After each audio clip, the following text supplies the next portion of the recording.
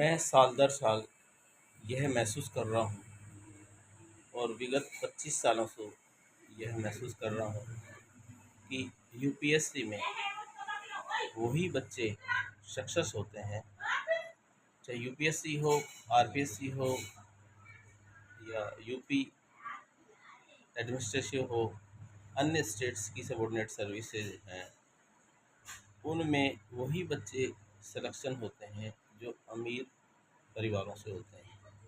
मुख्यतः या तो उनकी एजुकेशन सिस्टम अच्छा रहा हो, जो मध्यम वर्गीय परिवार, उच्च मध्य वर्गीय परिवार से आते हैं। इसलिए उदाहरण पेश किए जाते हैं कि रेलवे स्टेशन पे चाय बेचने वाला, रेलवे स्टेशन पे दिहाड़ी करने वाला कूली या अन्य मजदूरी करने वाला, अन्य एग्जाम्पल पेश कर दिए जाते हैं।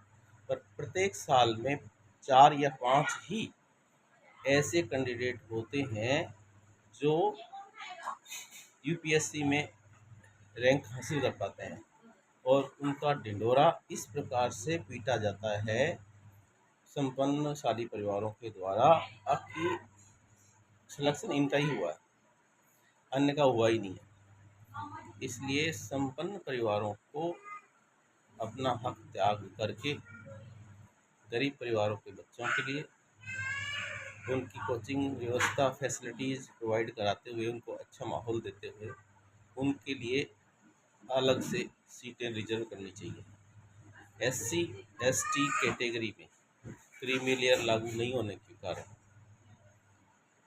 उसका सारा फायदा अमीर परिवारों के बच्चे ही उठाते हैं।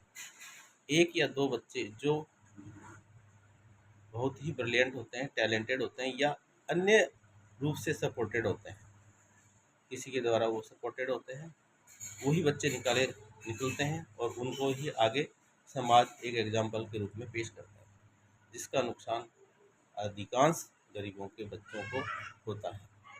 ये भावना सभी के अंदर कूट कूट कर भर दी गई है ताकि हम लोग आगे से आगे बढ़ सकते हैं, परंतु ऐसा नहीं होता है जब तक उचित शिक्षा व्यवस्था, कोचिंग माध्यम, इन सब का असर पड़ता है और हमेशा 95% से अधिक बच्चे अमीरों के ही यूपीएससी में सिलेक्शन होते हैं।